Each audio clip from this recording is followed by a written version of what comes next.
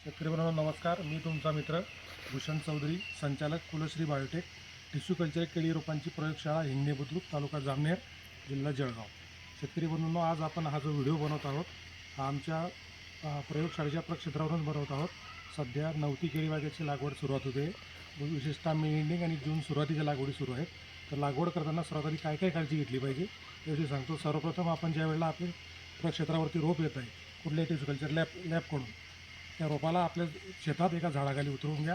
उतरल्यानंतर त्याला 2 दिवस आपल्या वातावरणामध्ये सेट होऊ द्या, कारण ते एक प्रवास करून आलेलं असतं आणि सध्या टेम्परेचर खूप हाय आहे, म्हणून त्याला सध्या आपल्या याच्यात आपल्या शेतावर 2 दिवस सेट होऊ द्या. त्यानंतर पूर्ण हार्डनिंग झालेलंच रोप घ्या. ते कसं तुम्हाला ते दाखवतो मी. प्रॉपर हार्डनिंग झालेली रोपं पाहिजे.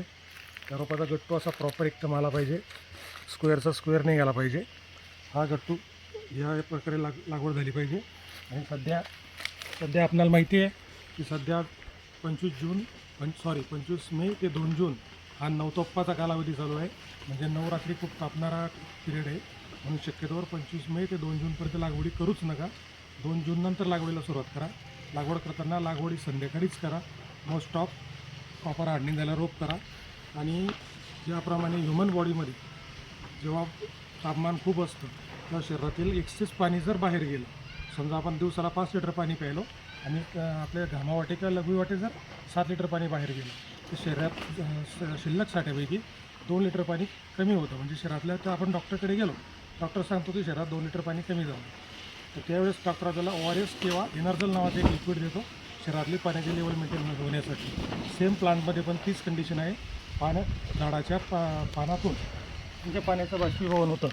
याला ट्रान्सपिरेशन किंवा बाष्पोत्सर्जन म्हटलं जातं.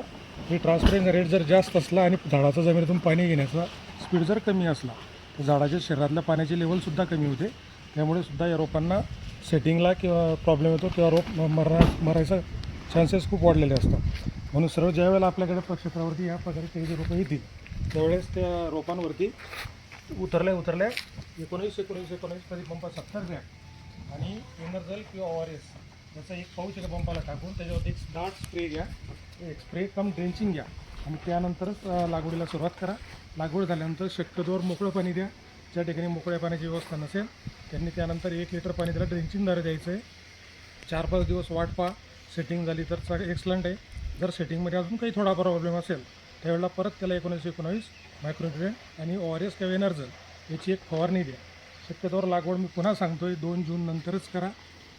ज्या शेतकऱ्यांनी ढेंच्या किंवा ताग लावला असेल त्यांनी थोडा 2 जूनपर्यंत कालावधी सांभाळा, त्यानंतर लागवडी करा. असेच नवीन व्हिडिओ पाहण्यासाठी आपल्या इंस्टाच्या चॅनलला फॉलो करायला विसरू नका. धन्यवाद.